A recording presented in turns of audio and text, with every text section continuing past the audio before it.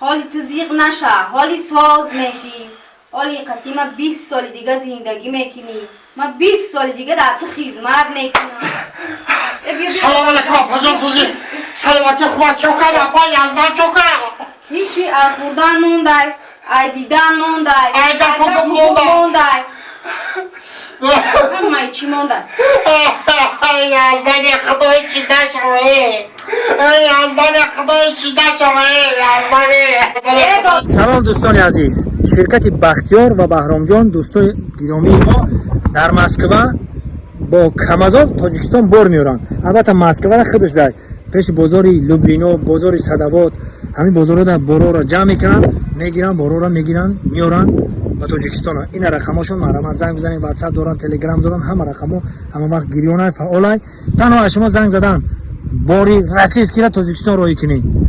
در خدمت شما شرکت بهرام و بختیار. زنده باشید. سلام باشید. برای چی گیره میکنی؟ آخه پیر شده، مرد. آخه من برای گیره نمیکنم.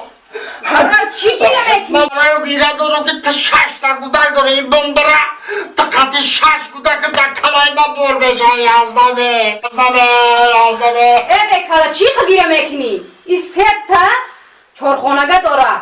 مرد خود ما خانه ها رو میگیریم میفروشیم، بیزنس میکنیم. فروشم بیزنس میکنیم؟ ای بکالا خانه ها برباد رفت. چلی؟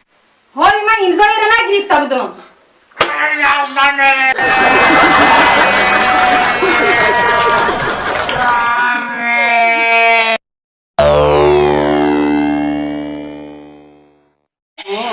سه تا چهارخانگه دارم.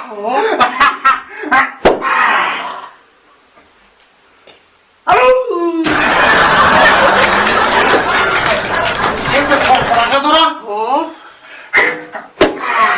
چیکار کردی؟ زدمش مرد، خانهاش به خمون میمونه. ای بکالا این 3 تا چهارخانگه داره. حالی من امضایی رو نگرفته بودم.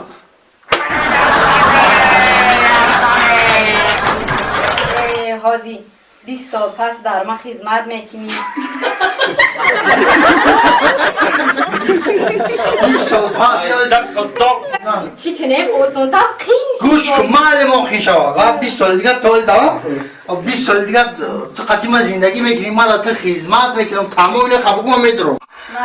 سلام علیکم. بولو بخیجی اجاد آخی خستو کن.